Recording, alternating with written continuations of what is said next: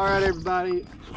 This is the Fort Loudoun TNKATT tournament. We've got a bit of a late start, but the boundaries are different from the last 2 years. This time around, we could launch anywhere from Douglas Dam and Cherokee Dam all the way down to Fort Loudoun. So both the Holston and the French Broad Rivers are in play. So we've launched here at Indian Cave, and we're going to float down to Nance's Ferry and see if we can't get some big smallmouth. Last year, we had a phenomenal day right around this time of year, catching them on topwater and on chatterbait, and of course on Ned rig is always a good one. So we're hoping to get into the same kind of pattern.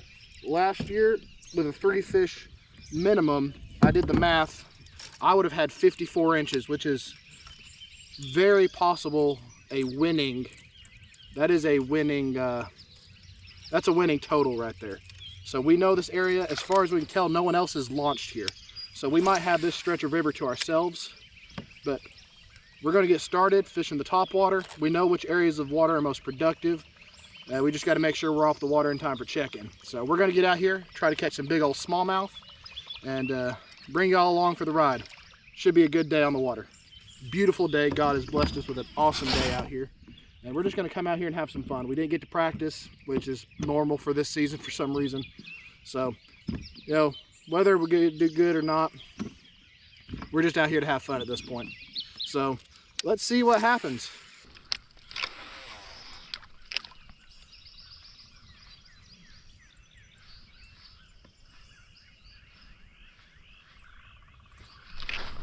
Got him.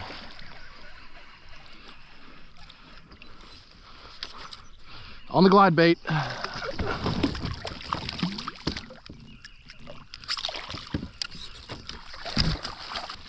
All right, I don't think we've got cell signal, but we can still get a picture and submit them once we do. Come after a 6-inch glide bait at 12 3/4. You're crazy. All right, guys. First scoreable within just a few minutes of launching.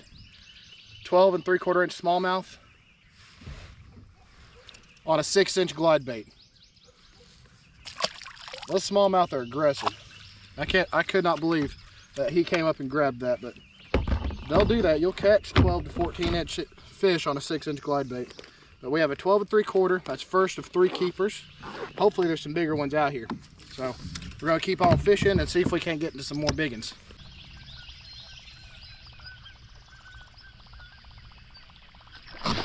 Got him. That's a nice one too. That's a really nice one. Nope, this one was on the whopper plopper. He is right about 18 inches already within the first like 20 minutes. So this is a good sign. Looks like they're hitting what they were last year. If we can get the same pattern, we ought to have a really good day today.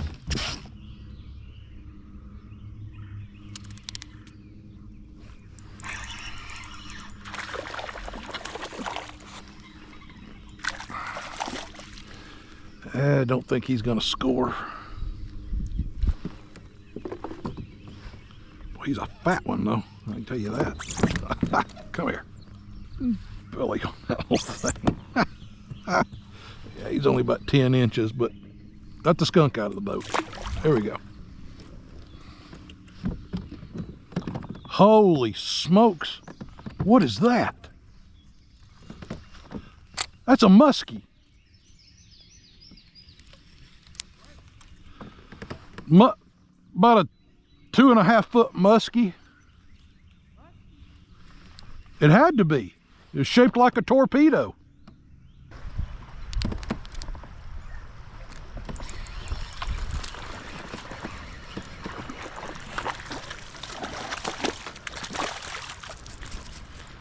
Trout.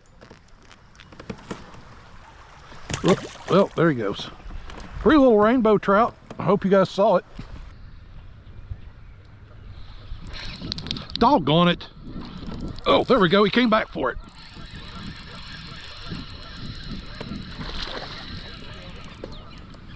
Finally. Whoa. He is angry.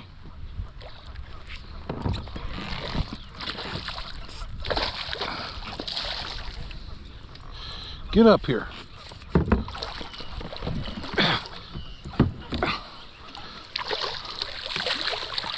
Yeah, that's a better fish. That's a heavy fish. I tell you this, the ones that I've caught have been fat. All right, we got our first scoreable, 16 1/4. So there it is. Gonna let him go.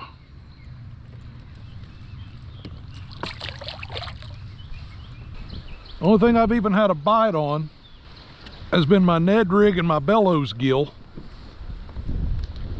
And now the wind kicks up to where I can't fish them. I'm coming to help.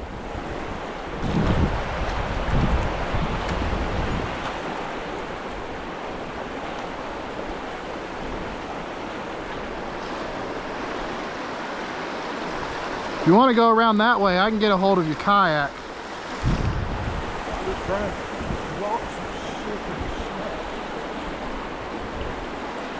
That's why I usually let my kayak go next to me. I can lean on it. Well, it couldn't go next to. Now it's stuck. Here, it's on a rock here. I'm gonna move it.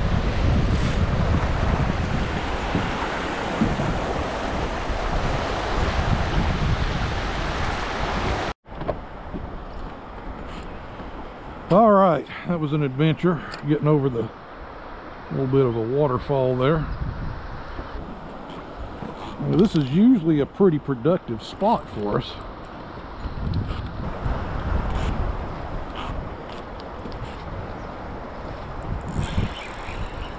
There we go.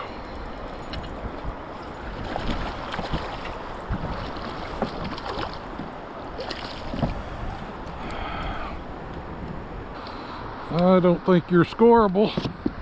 Not even close. Oh well, back you go. Got one? Yeah. On what? Ned rig.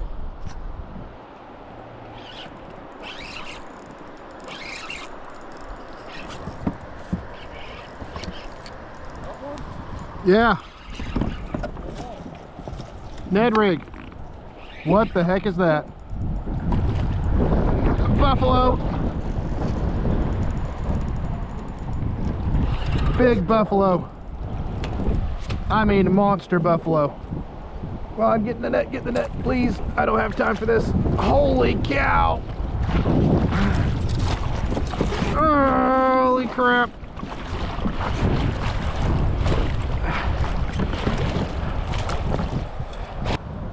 Guys, one of the biggest freshwater fish on the planet. Look at that big old buffalo. I'm gonna let him go, but good grief, he put up a, if he'd known he was hooked, he would have.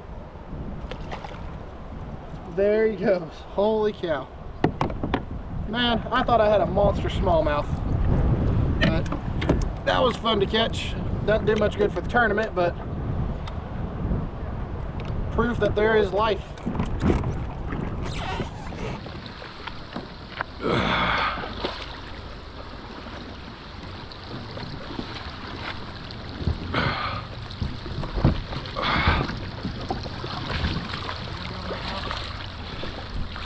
I think so.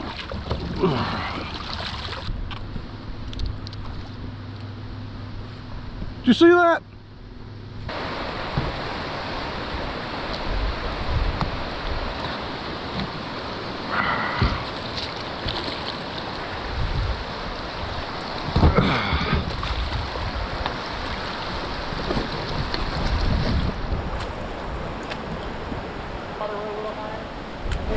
That's going to be the water downstream. I remember having to come down through here when we came with Sam.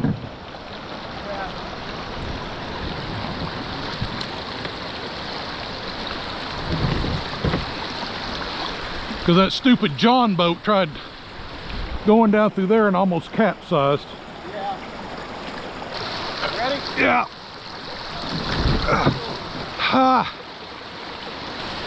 We can just get it to right here. It should be easy to get it down.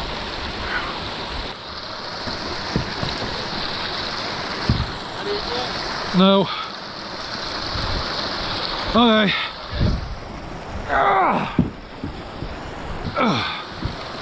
How are we going to do this?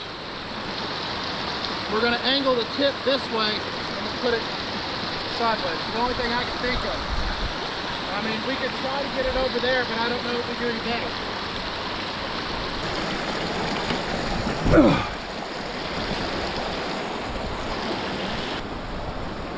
Ready? Ready. I can hold it for as long as you need. Oh, God.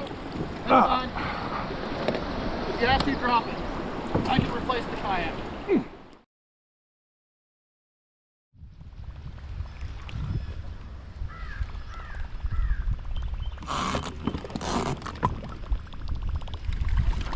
I'll come back for it.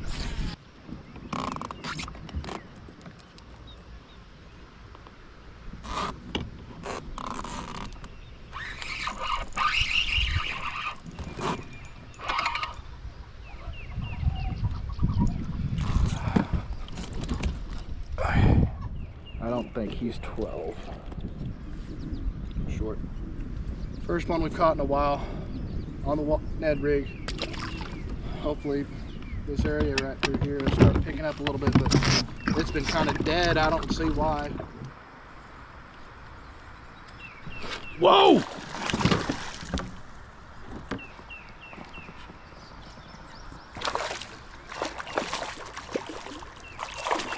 Came right out from underneath that tree, right beside the boat. All right, got a second keeper, 15 and a half. It's been a grind today, I'm telling you guys. Feel like I've done more walking than kayaking. Trying to get through these low water rapids.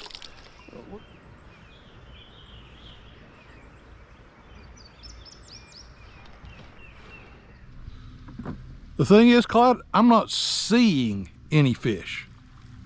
No carp, no drum. I mean, we usually see schools of carp and buffalo swimming underneath us. And I'm not seeing anything. All right, everybody. Thank you so much for sticking to the end of the video. We hope you enjoyed it. Now, as the title says, this day started off very promising for us. I caught those first two keepers in the first 10 minutes of launching. And then after that, I did not catch another scoreable bass. My dad managed to catch two more further down the river, but honestly, it was a pretty hard day on the Holston for us. Granted, we hadn't had any practice, but we were hoping, since we were launching about the same time as we did last year on this float on the Holston, where we caught a lot of really good fish on chatterbait and whopper plopper. There's a video of it. I'll try to link it in the description below, where we just had a fantastic day. But it just wasn't the same. I think that because the weather has been significantly cooler so far, going this late into the year, and the water was significantly lower. A lot of the places where we were normally fishing and some of those shoals and rapids, it was so shallow that we had to basically drag our kayaks through rock and very little water. And that actually took a pretty good toll on the hulls of our kayaks. We've had to do some smoothing out of the plastic on the bottom of our kayaks because of it, but it was primarily those two things. It was the cooler weather causing colder water temperatures, and just all the places where we were catching them before just were not underwater, and the smallmouth obviously couldn't be up there. So it ended up being not the best day overall for us for the tournament, but we at least caught some fish. So final standings for this for us, my dad finished in 16th place with two keepers for 31 3/4 inches, and I finished in 17th with 30 3/4 inches, and that's two keepers, and that was out of 25 total anglers. So it's not any more top tens, and that was kind of a shock and a bit disheartening for us because of all the tournaments that we had leading up to this point. This one was the one we felt the most confident in, especially since it was the rivers, and we've been fishing the Holston and the French Broad for smallmouth for well over 10 years. And honestly, we've been fishing this stretch for just as long, and this might be the worst day on the Holston that we've had. Because, like my dad mentioned in the video, not only did we not catch fish, but we weren't seeing any fish. Normally we see tons of drum and carp up shallow. We catch rainbow trout while we're fishing for smallmouth on the Ned rig, and we didn't get much of any of that. And we're not quite sure what caused it, if it was just because it was post cold front and the fish just were shut down or what. But it ended up being one of our worst days on the Holston to this point. But there's not much we can do about it now. We just got to move on to the next tournament and hope that we do a little bit better. As for our rankings in AOY and state team, there's a bit of a change. First off, my dad and I swapped spots in our placements for the state team, which is your top 5 placements.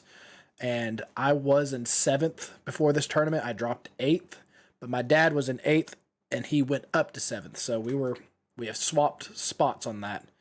But when it comes to AOY, this actually benefited us, this tournament did, because AOY is based on your top 7 tournaments, and this was our 7th tournament. So we were missing one that other people did not have. So because of that, I jumped from 10th in Angler of the Year standings to 6th, and my dad jumped up from 11th to 10th. But now, instead of adding tournaments to our points, it's going to be replacing our worst tournaments. So that about covers it for this one. Our next video should be on Fishing for Soldiers, which is one of our favorite tournaments to fish each year. It's a charity tournament, and it's a great, great event. So I hope you all have a fantastic weekend, and we will see you in the next one.